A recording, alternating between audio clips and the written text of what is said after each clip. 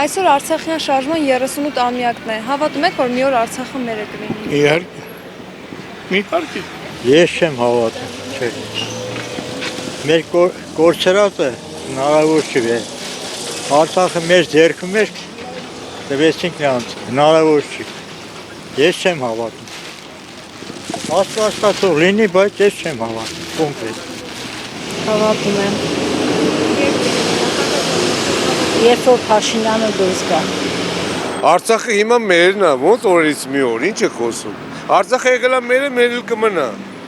Այո, հավատում եմ։ Եվ կլինի էլ։ Միշտ Արցախը Հայաստանին ա եղել, միշտ էլ լինելու է։ Ոչ չեմ հավատում աղտարի հենել անտեմին, որտեղ զովել Արցախում։ Չէ, դժվար։ Հավատում ենք, շատ ենք հավատում, հույսով ենք։ Շատ կարևոր հարց եք տալիս, բայց քաղաքական մեկնաբանություններ չեմ անում։ Իհարկե, անշուշտ։ Ազիջան, մենք հոգնել ենք, էլ գործ չունենք։ Մեծ դժվարությամբ։ Կարելի ասել անհավանական է։ Միգուցե 30-40 տարի հետո ինչ որ հնարավոր լինի, այսօր անհնարին է։ Նույնիսկ այդ ուղղությամբ մտածել, այսօրվա պահը։ Հույս ենք պահում, ամեն դեպքում։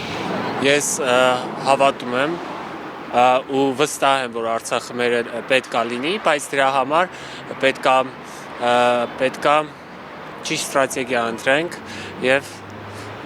եւ հզորանանք դրանից առաջ, այսինքն սուտ խոստումներով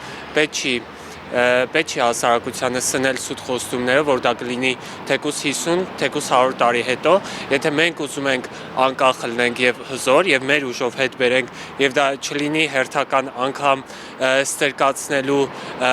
ստրկացնելու գրավը մեզ տրված, մենք պետք է մեր ուժով հետ բերենք ու հաստատ հետ կբերենք, բայց դա կլինի շատ ուշ եւ գուցե մենք չենք տեսնի, բայց շատ հաճախ մարդիկ երբ ցանում են իրենց սերունդների համար ծառ, իրենք պտղից չեն օգտվում, բայց տանջվում են, այդ ծառը աճացնելու համար, նույն կերպ եւ մենք պետք է հզորանանք եւ ես վստահ եմ, որ իհարկե մերը պետք է լինի։